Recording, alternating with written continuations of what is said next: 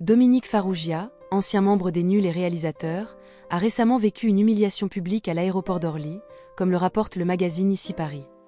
Se déplaçant en fauteuil roulant en raison de sa sclérose en plaques, Farrugia a été victime de propos discriminatoires de la part d'une hôtesse de l'air de la compagnie Transavia. Selon son témoignage sur les réseaux sociaux, l'hôtesse aurait lancé « En voyant son fauteuil électrique, c'est quoi ça ?»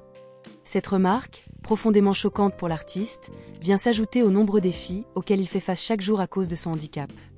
Farrugia, qui milite pour l'amélioration de l'accessibilité des transports en commun, a profité de cet incident pour rappeler les obstacles que rencontrent les personnes en fauteuil roulant dans des lieux publics, en particulier dans le métro parisien, qui reste peu accessible.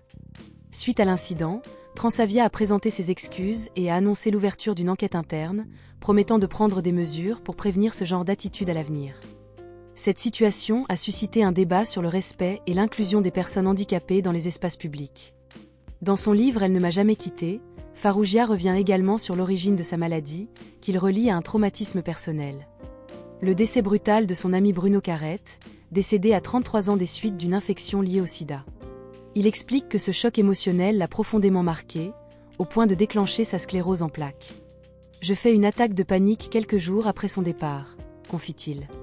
Pour lui, cette expérience a révélé la fragilité de la vie et, selon lui, a contribué au développement de sa maladie, qu'il considère comme potentiellement déclenchée par un stress immense. Un facteur commun dans de nombreuses maladies auto-immunes.